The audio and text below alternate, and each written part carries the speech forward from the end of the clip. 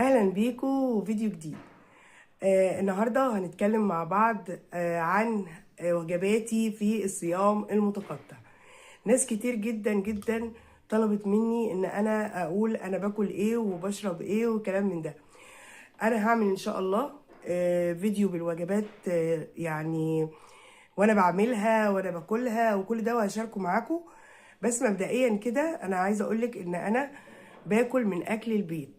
وبعدين في 3 وجبات كانوا مشبعين جدا جدا جدا بالنسبه لي، وفي تريكات بعملها وانا باكل برضو بتنفعني جدا جدا، برضو في ان هي بتشبعني وبتوصلني للتارجت اللي انا عايزاه وبتجيب معايا نتيجه كويسه.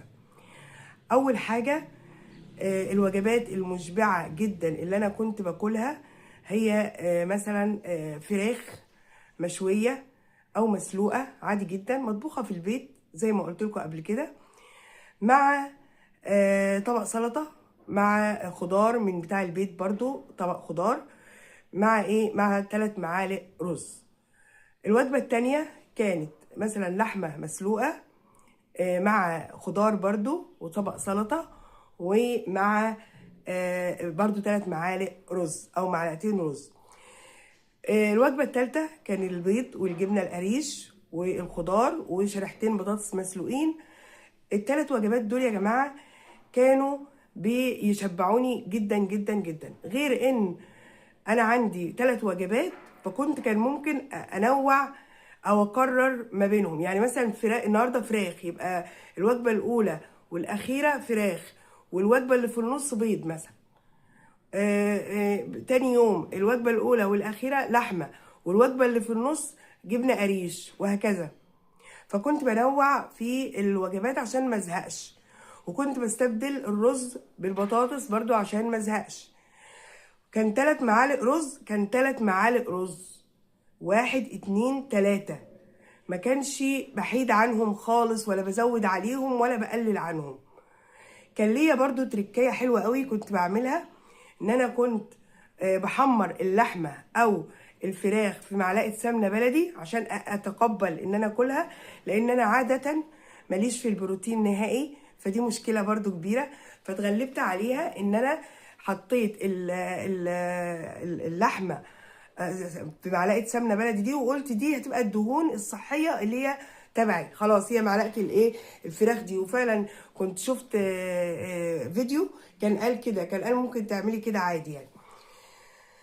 فالمهم كنت بعمل ايه بقى، كنت بحمرها، فكانت ريحتها بقى مفحفحه، واحط عليها بقى فلفل اسود، واحط عليها ملح، وابدا بقى ايه ان انا اكل الفراخ. اول حاجه كنت باكل البروتين، تاني حاجة كنت باكل الايه طبعا باكل ببطء، وممكن الاكلة اقعد اكل مثلا في ربع ساعة، في تلت ساعة، في نص ساعة اكل البروتين، وبعديه اكل مثلا طبق السلطة او طبق الخضار بالمعلقة كده، واسيب معلقتين خضار اكل بيهم الرز. بلاقيني مش قادرة اصلا اكمل غير معلقتين رز مثلا او كده، فخلاص كده انا ايه شبعت نفسي، وفي نفس الوقت كلت المفيد ليا واللي هيشبعني واللي مفيد ليا ولعضلاتي، وسبت اللي ايه، وسبت النشويات للاخر، بس لازم كنت ادخل نشويات.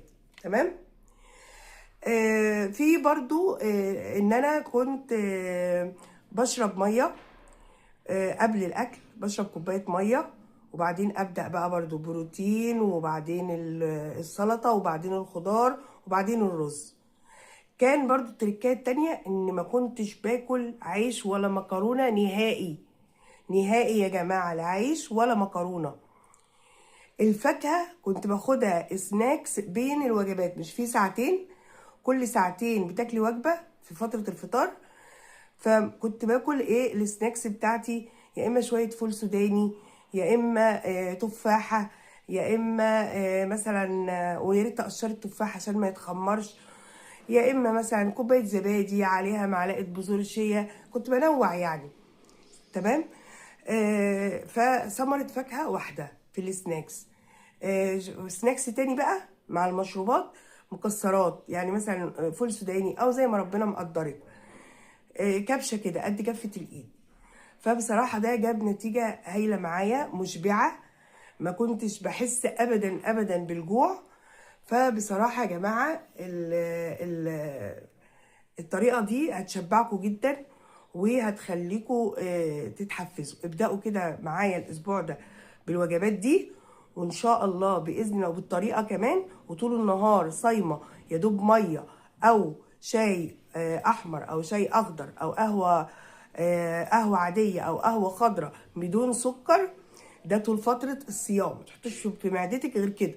وما تبدأي الفطار قبلها بربع ساعة مشي في المكان كده، أو حركة أو رياضة خفيفة، وبعدها كلي بقى الوجبات، قسميها بالوقت كده. تاكلي وجبة وبعدين ساعتين وتاكلي وجبة وبعدين ساعتين وتاكلي وجبة.